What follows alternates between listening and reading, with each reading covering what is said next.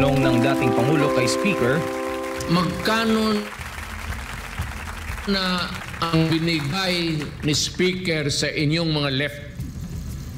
Kasi baka yung pera na binigay sa inyo extra sa inyong mga salary. Ayan, ayan.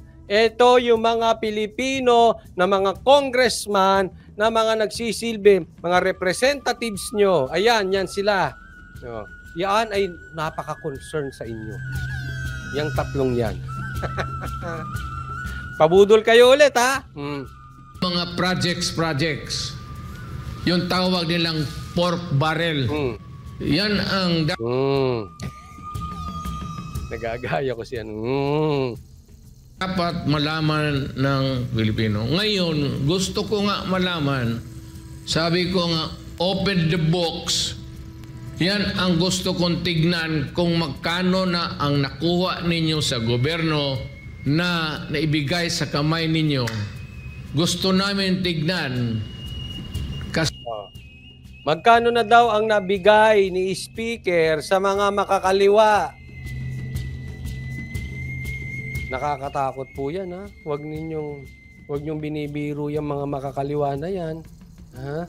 Mas nakakatakot yan kaysa dun sa mga barko ng mga Chinese sa dagat. Malayo po yun sa danger. Yung mga makakaliwa na yan, mamaya kasalubong nyo lang yan sa palengke. Ingat kayo dyan. Huwag kayong putak ng putak dyan sa dagat. Baka akala ninyo, kapitbahay ninyo. Ganyan na. Kasi, well, binigay ninyo sa NPA, walang sweldo yan sila eh. Samantala, matatandaang kamakailan din ay nabanggit ng dating Pangulo na maiging bantayan ng hanay ng kapulisan at militar dahil may sariling tayo o posisyon ng mga ito pagdating sa seguridad ng bansa. Bagay na pinuna ni House Majority Leader at Zamboanga City District Representative Manuel Jose Manix Dalipe at ipinanawagan sa dating Pangulo na huwag idamay ang pulis at militar mula sa anya ay partisan intrigues na maaaring maging hamon sa kanilang propesyon. Sagot naman ng dating Pangulo, ito si Dalipe. You are maybe short-sighted or whatever. Alam mo, Adre, Manix, dumaan ako pagka mayor. Hindi naman ako nagyayabang. 23 years. Daan ako ng congressman kagaya. Grabe experience yan, no? Mayor, 23 years. Kaya ang galing niya pagdating sa executive, eh. Yung mga mayor kasi yan yung parang yan ang executive talaga. No? Parang yan ang presidente sa kanilang lugar. Kaya mo, no, it is not an intrigue. Gusto talaga malaman ng AEP. Hindi lang nila makasabi ang sundalo eh. Silent lang yan sila. Pero pinag-uusapan namin yan kasi ex-president ako. Do not be so onion skinned na we have every right to ask or demand or say where are the money of the people. Maliwanag. Hindi nila ipapakita yan. Hindi. Malabo yan. Kasi hindi na nila ipapaliwanag yan. Kaya yung audit na yan, wala yan. Ilista nyo sa tubig yan. Takot sila dyan. Mabubuking sila dyan. Walang mangyayari. Kaya nga ito sinasabi na hinihingi niya ang tulong ng mga sundalo, mag-ingat kayo at bantayan ninyong sundalo at pulis. Hindi po yan threat. Hindi po yan pananakot. Kasi yung mga sundalo natin at mga pulis, ayan ay nakabantay lang kung talagang merong diktador na nangyayari sa bansang Pilipinas. Lalong-lalo na eto na dinig kong sinabi niya. Kaya hindi ko maunawaan ba't iniiba yung istorya eh. Lalong-lalo na galit yan mga yan yung mga uniform men natin sa mga makakaliwa. Kasi marami silang kasamahang pinatay nila. Tapos makikita sinusuportahan yung mga yan. Kaya hindi magtatanggumpay kung kayo ay may planong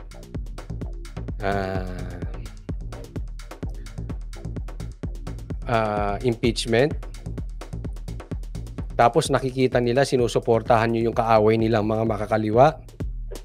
Hindi kayo susuportahan ng mga uniform men natin. Yun ang ibig At sabihin. bilang Vice Chairman ng NTF-ELCAC at DepEd Secretary, layo ng anak nitong si VP Inday Sara na tuluyang mawakasan ang terorismo sa bansa, ngunit una nang inihayag na wala itong ambisyon na tumakbo sa pagkapangulo.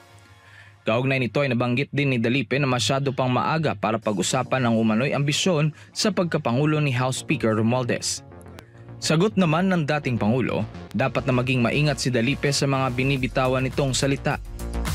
Alam mo, kayo, Dalipe, and company, remember this. The presidency is God-given. Yun. Period. Ako, completely, 1,000% naniniwala ako kay PRRD. Presidency is God-given. Nakatadhana yan. Meron akong ikakwento sa inyo. Merong isang hari na tinalaga ng Diyos na maging hari. Pangalan niya David. Pinangakuan siya magiging hari, pero pagkatagal-tagal hindi siya nagiging hari. Yung hari, pinapatay pa siya. Gusto siyang patayin, pinapapatay siya, kinakalaban siya. Lahat nagalit. Kasi, bakit? This is another story of David and Goliath. Kaya nga minsan nakukompare ko dito si Sarah as the David. Talagang siya.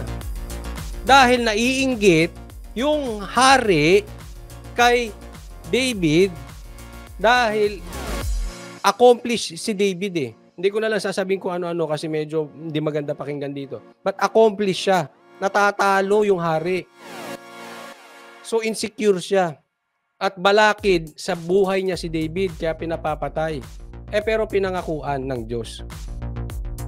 Pag tinadhana ng Diyos, harangan ka man ng kung ano-ano, it will happen.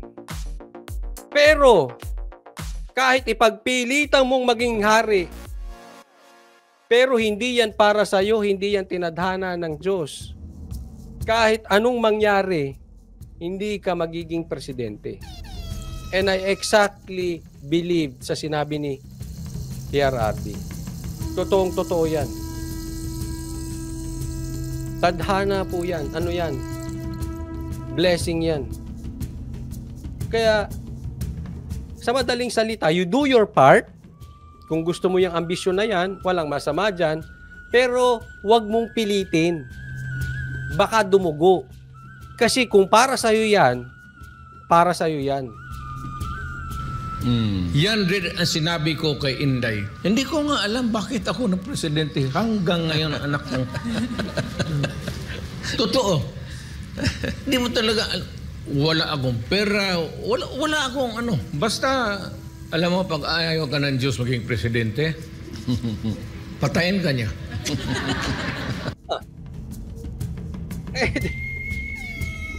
Makabayan Black.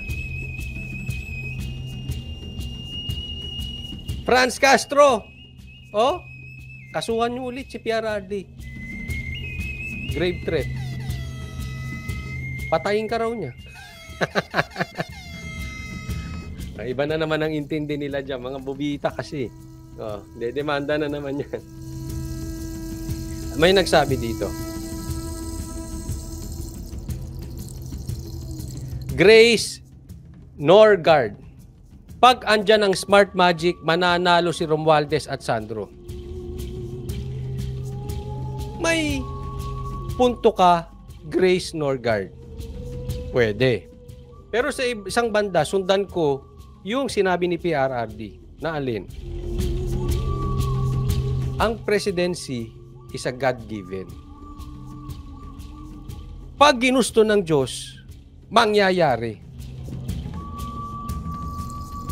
At yan ay blessing ng Diyos. According to PRRD and according to the Bible, totoo po yan. Kaya, kahit na sabihin natin na may smart magic pa, I believe 1,000% God is above smart magic. Maraming paraan gagawin ng Diyos kung yan ay para talaga kay Sarah or kung kahit panino yan. Tama yung sinabi ni PRRD. Pipilitan mo, patayin ka niya. Oh. Sabihin lang ng Diyos, huwag kang huminga ng 30 seconds, patay.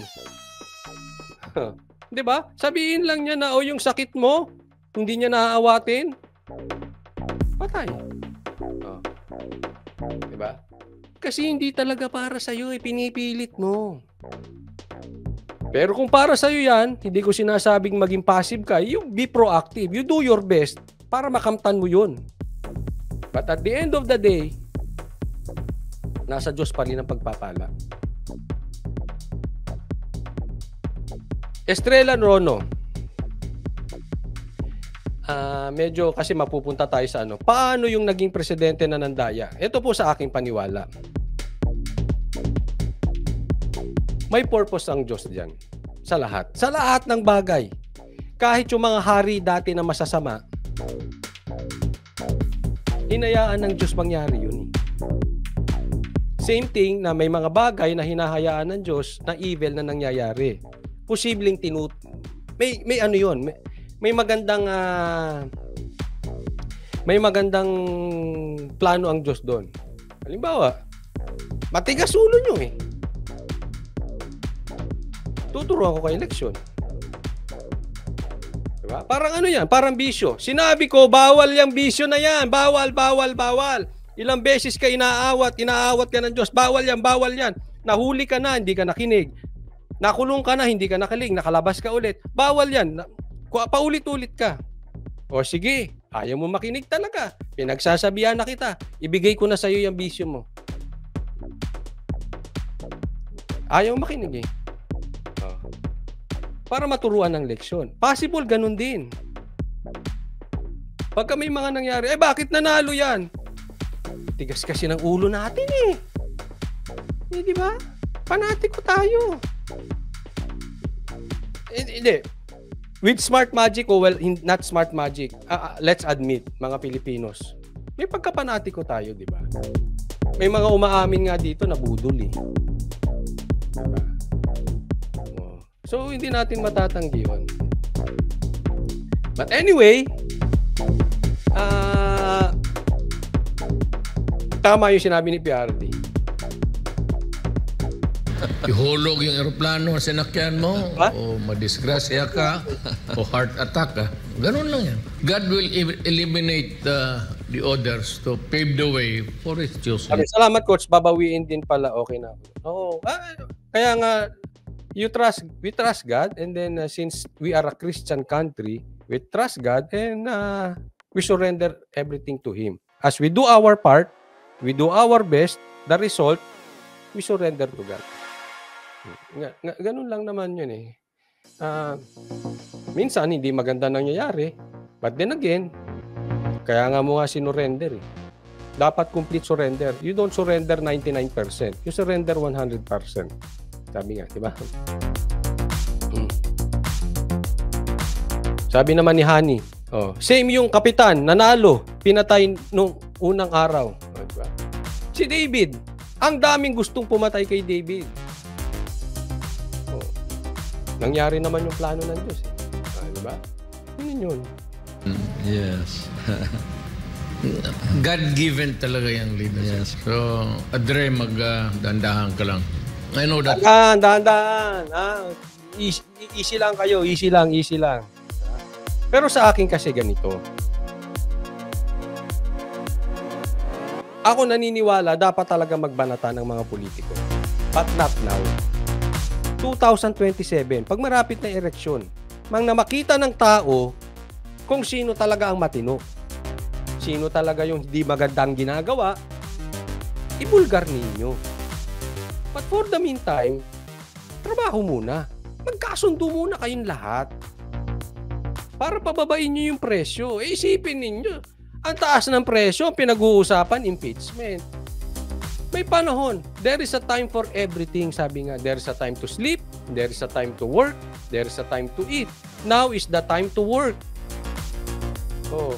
And there's a time for election. Napakaaga. Wag muna.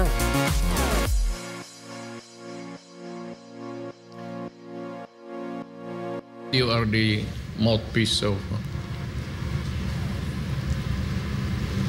Be careful of what you utter. It might not really be politically correct. Para sa Diyos, Ayan, at sabi dito, if Duterte sa 2028, paano si Tulfo makakasingit pa kaya? Wala na akong pakialam sa kanya. Duterte na yan eh. Sabi ni Dennis, pasensya, sorry po ha. Again.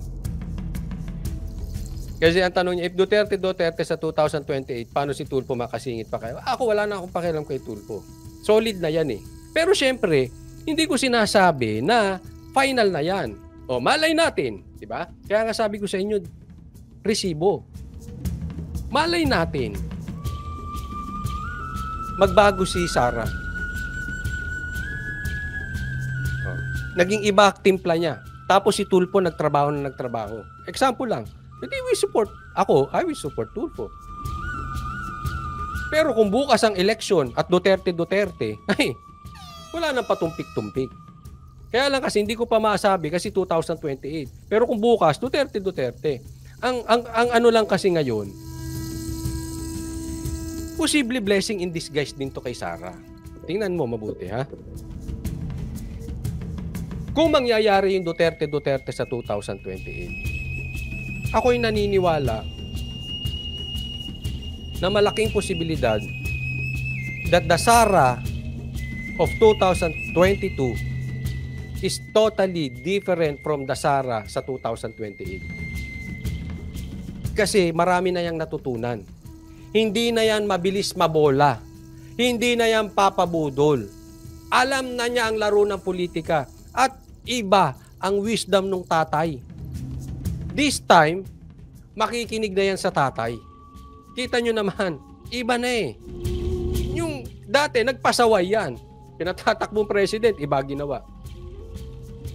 Pero sa nangyari ngayon, alam na niya, itong si PRRD hindi lang matanda, hindi lang tatay. Una, alam niya, magaling talaga. Pangalawa, yung best, yung kanyang, yung ang nasa isip ni PRRD, yung best ng anak. Kita niya mahal. Alam ko hindi naman nagduda si Sara doon. Kaya lang, siguro, it happens to the best of us.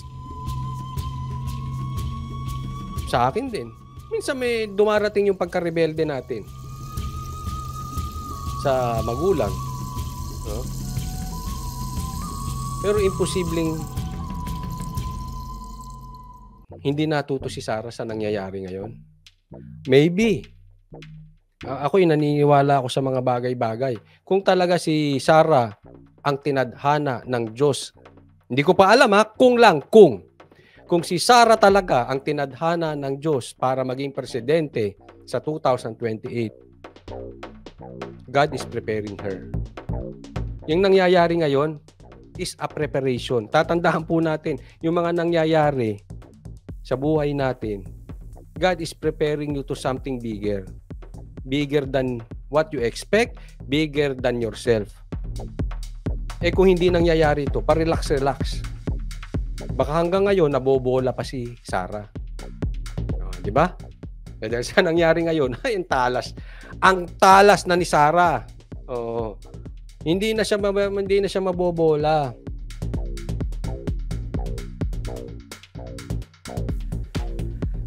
Ay, sabi ni Lynn Tasha, Madali ring nabudol si Tulfo. Kitang-kita natin how he's becoming a trapo also. Pwede. Kakainin ka ng sistema. Sa totoo, kakainin ka ng sistema. Iba eh. Ang ganda nga nung komento, saan ko ba nabasa yun? Meron kayang maipasang batas si Tulfo. Kasi lahat ng senador inaaway niya na. Hindi ko alam but ayoko namang i-judge si Tulfo. But may punto yung nabasa kong yun.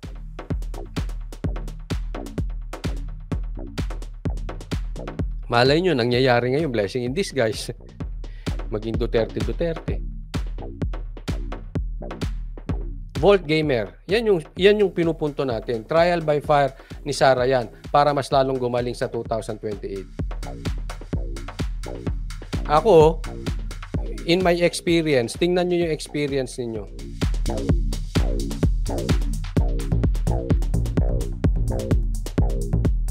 And I can personally attest to that. Natuto ako doon sa mga bad experiences ko. Gumaling ako doon sa mga bad experiences ko. And my success came from failures. Ako'y naniniwala doon. So, wag tayong magtampo kay kung ano. Kaya nga sabi ko sa inyo, relax lang. For now is the time for peace, not politicking. Magkasundo-sundo muna kayo. Para mapagsilbihan nyo ang bansang Pilipinas, magkasundo-sundo muna kayo.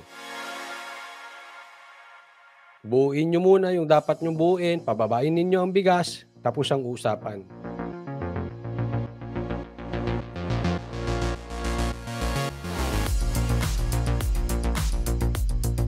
At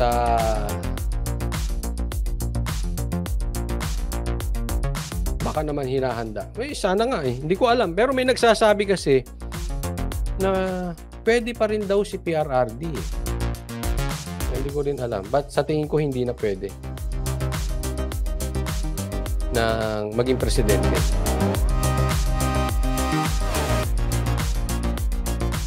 Next tayo.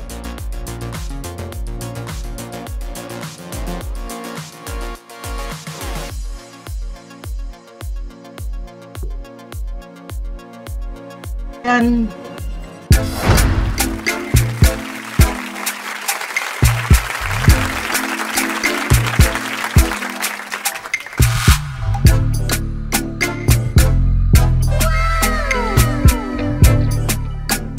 the next performance will start momentarily.